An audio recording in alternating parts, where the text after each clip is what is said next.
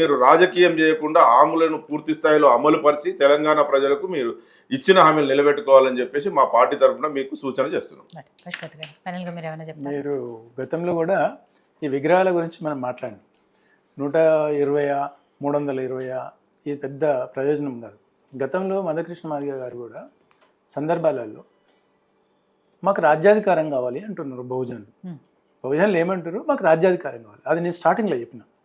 ఎందుకంటే కానీ మీకు అన్ని ఇస్తాం కానీ అది ఒక్కటి వాళ్ళేమో అన్ని మీ దగ్గర ఉంచుకోండి భయ్, అదొకటి మాకు అదొకటి కావాలని వీళ్ళు అంటున్నారు. ఇది వీళ్ళు అడుగుడు, వాళ్ళు ఇవ్వకపోవడం వీళ్ళు అడగడు, ఇది జరుగుతుంది. అదేవిధంగా మొన్నటికి మొన్న మా వైశ్య సామాజిక వర్గానికి చెందినటువంటి మాజీ ముఖ్యమంత్రి వర్యులు కొనిజేటి రోషయ్య గారి విగ్రహం కాంగ్రెస్ పార్టీ పెట్టి చాలామంది ఏమో చేసినారు, జయంతి అనౌన్స్ చేశారు. ఎస్, ఐ అప్రిషియేట్ అనే రేవంత్ రెడ్డి గారు కానివ్వండి, కాంగ్రెస్ ప్రభుత్వానికి కానివ్వండి, తప్పకుండా నేను ధన్యవాదాలు కూడా తెలియజేస్తున్నాను. అదేవిధంగా ఇవాళ విగ్రహం పెట్టారు. 2014లో ఒక వైశ్యునికి ఎమ్మెల్యే టికెట్, 2009లో ఒక వైశ్యునికి క్యాండిడేట్ ఇవ్వలేదు, బీఫామ్ ఇవ్వలేదు, 2014లో ఇవ్వలేదు, 2019లో ఇవ్వలేదు. మరి మీరు ఇలా వైశ్యునికి సంబంధించినటువంటి రోషయ్య గారికి విగ్రహం పెట్టేసినాం, అఫీషియల్గా జయంతి చేసినాం, ఇక వైశ్య సామాజిక వర్గం మొత్తం మీకు ఓట్లు వేయాలంటే ఎక్కడికి వెళ్ళేస్తారు? ఏం సతీశానా ఎట్లా వేస్తారో ఆలోచించాలి. అందుకే నేనేమంటున్నంటే మీరు ఈ విగ్రహాలతోని దోబూచులాట ఆడకండి. ఇచ్చిన దానికి సంతోషిస్తున్నాం, అభినందిస్తున్నాం, హర్షిస్తున్నాం.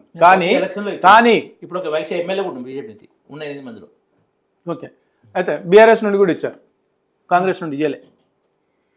బీఆర్ఎస్ నుంచి ఎమ్మెల్సీ ఇచ్చినాం, కార్పొరేషన్ చైర్మన్ అయితే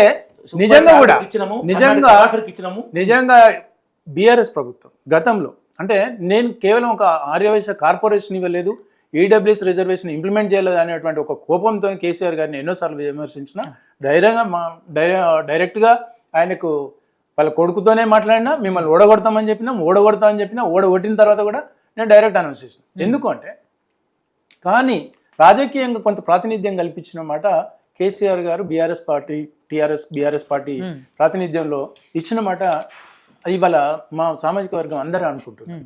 అంటే 7 కార్పొరేషన్ చైర్మన్లు ఇచ్చాడు, ఎమ్మెల్సీ ఇచ్చాడు, ఎమ్మెల్యే ఇచ్చాడు, మార్కెట్ కమిటీ చైర్మన్లు ఇచ్చారు. అట్లా they have recognise very good. కానీ 2009 నుండి 2014, 2019 ఇవ్వకుండా మీరు ఇవాళ రోషయ్య గారి విగ్రహం పెట్టినంత మాత్రాన ఎవరో తెల్లబట్టలు వేసుకొని వచ్చేస్తే వాళ్ళందరూ చెప్తే వీళ్ళు ఓట్లేసే రోజులు లేవు. వాళ్ళు ఎవరో వచ్చేసి మైక్లో ముందు మాట్లాడంగానే ఇక వాళ్ళే మా చుట్టూ ఉన్నారు అనుకొని మొన్నటిదాకా ఓ పార్టీ నుండి వచ్చి మళ్ళీ ఇక్కడ బిస్తర్ వేసుకొని ఉన్నారు. వాళ్ళు చెప్తే ఎవరేమి ఓట్లేయరు.